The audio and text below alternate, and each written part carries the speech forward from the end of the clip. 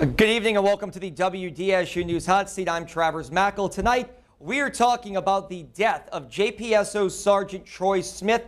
It happened last month in June, and his wife, according to investigators, initially reported it as a suicide. But now, 1 month later, JPSO detectives do not believe that to be true. They believe that his wife, 35-year-old Chantel Wagner, shot and killed the longtime police officer in this area. We're going to go in depth here. We have a pretty good panel. Robert Jenkins, legal analyst, Mike Kahn, security analyst, and from the Police Association of New Orleans, Eric Hessler. Let's just start off out the gate. First off, Mike, you and Eric were on the NOPD SWAT team.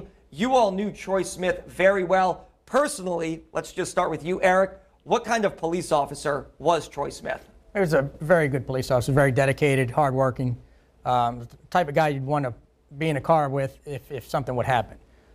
Certainly not the type of person that would overreact to things. And I found him to be not only a good guy, but a good police officer. And Mike, you also worked with him closely on the SWAT team when you were with SWAT with NOPD. Sure, Troy was a great guy. Troy was the kind of guy who was always kind of happy. He was kind of joking, playing around. He was also very serious about his job. While he was with us, we sent him to bomb school where he became a bomb tech. He excelled in firearms training and did some outside training as well. And he was a good police officer who knew his job and did a good job on the street and dealt with the citizens very well. Let's unpack the legalese, if you will, Robert, of this. Chantel Wagner, who is the wife of Troy Smith, is now charged or accused of second-degree murder. She remains jailed right now at this time. $500,000 bond. What JPSO says is they believe that she shot and killed him, that this wasn't a suicide as was initially reported by her. If you could talk about the legal ramifications of this serious charge, life in prison if convicted. Well, of course, if she's found guilty of second-degree murder, life in prison. But in this particular matter, there might be an issue about manslaughter, as we discussed earlier, if there was an argument going on. The problem with that, of course, is the ballistics and the forensic may not back that up. Because generally in a suicide, you might have a contact wound, the stimpling and a blowback. I don't know, but it's not likely that we have it here, and that's the problem that she's going to have in a manslaughter case. Legally, and also, Eric, you do legal defense work as well, too. Legally, is it a hard case to prove from a legal standpoint? Because she says it's a suicide, but now investigators say this is a homicide. Well, it's probably going to come down to the forensic evidence. And depending on what her initial description was of what occurred, if she witnessed it. But, you know, if the forensics can conclusively prove that it couldn't have happened by his own hand, it's going to be difficult for her to overcome that. Legally, do you agree with that, Robert? I agree with that, and also one of the techniques that the police use is that they'll take statements, right? And they'll see if her statements contradicts what the evidence. So that's why maybe some issues here. Let's talk about the police investigation into this, because that's going to be critical too. The statement, the physical evidence, the forensic evidence, her behavior after this happened, because it did happen on Father's Day back in June. Mike, talk about the police investigation and how they handle a case like this. So the first thing the police are going to do, first of all, Jefferson Parish has a phenomenal crime lab. It's state-of-the-art technology. So they're going to base it off of the coroner's report. They're going to base off of the entrance wound, where the wound was, if there's any contact, powder burns from how close the gun was. They're going to base it off of the entire scene and her statements. So the evidence that Jefferson Parish is going to come up with from their crime lab, the science of it, as well as the science of the coroner's report, will tell you the entire story.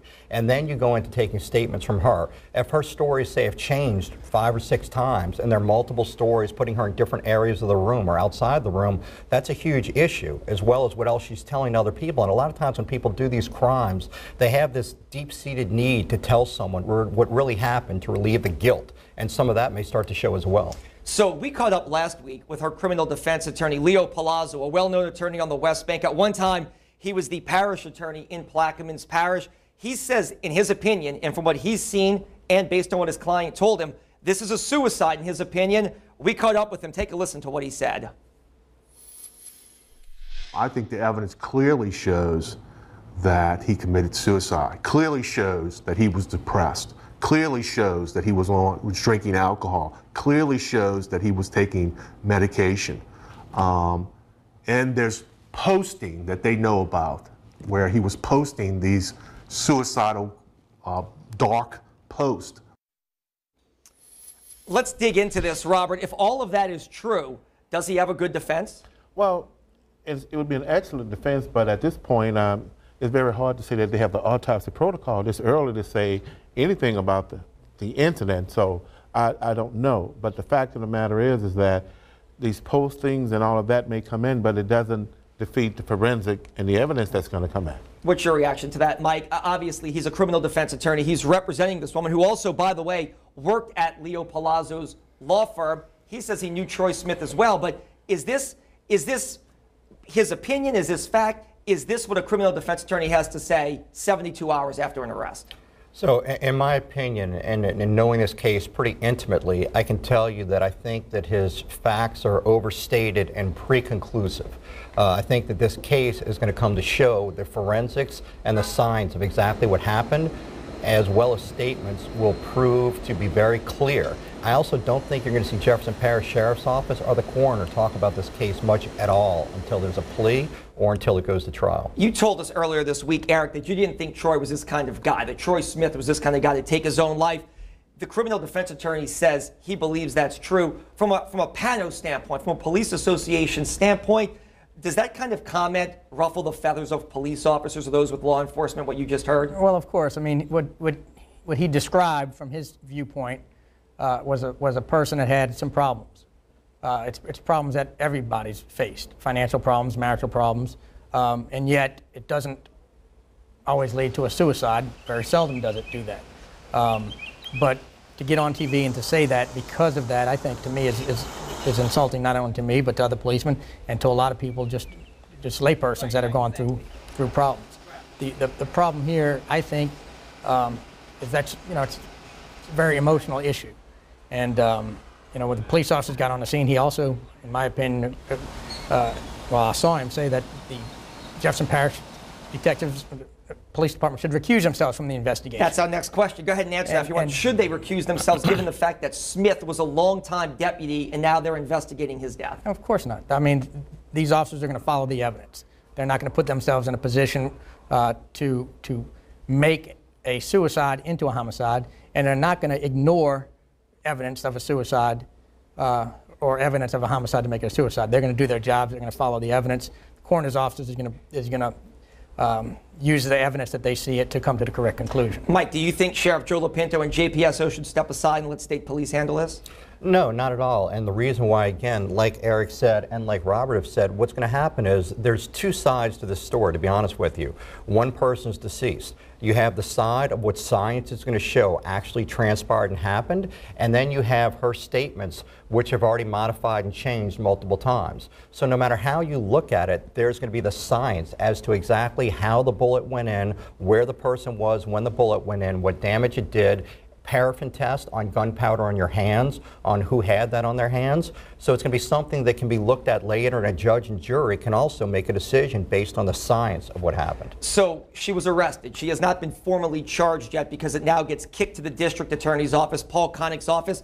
Let me ask you a similar question, Robert. Should Paul Koenig stay on this case given the fact that Troy Smith was such a well-known, well-respected JPSO sergeant and former NOPD officer, or should he punt and send it to the Attorney General's office? I don't think he should recuse himself either, because this case, like Mike said, is going to turn on the scientific evidence. So no, I don't think that he should punt it or give it to anybody else. The scientific evidence is going to dictate how this case turns. Is it an unfortunate situation because obviously there are families, children involved, and this is a husband and wife situation? Is it just unfortunate all the way around when you see something like this? Very much so, because it tears the family unit apart on both sides. Yep. And so it's going to be difficult when they're sitting in that courtroom together when this goes to trial. All right, final thoughts here really quickly, Mike. You feel, from what you know, that JPSO has a strong case and was right to act and charge her or arrest her for second-degree murder? 100%, and I don't think that the sheriff or his team would have done it if they did not. And they took their time on this too. Let's remember, this was a month of interviews, investigations. They didn't jump to it. They took their time. They did the interviews. They waited for the coroner's report. They reenacted the scene and looked at what they had. I think they did an excellent job on this. I think it was very methodical, and I think that it'll prove to show exactly what transpired. And once again, Leo Palazzo, her defense attorney, Eric, says suicide. He feels like this is not a homicide, that JPSO is overreaching.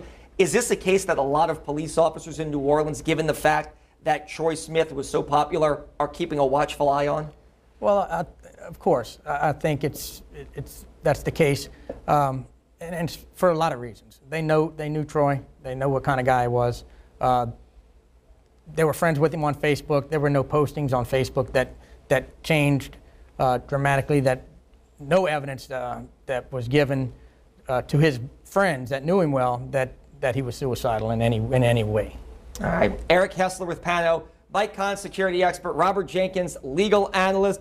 We are discussing the death of Sergeant Troy Smith. We'll have much more on this story as it continues to develop on all of our social media platforms and at WDSU.com. For now, this is The Hot Seat, and I'm Travers Mackel.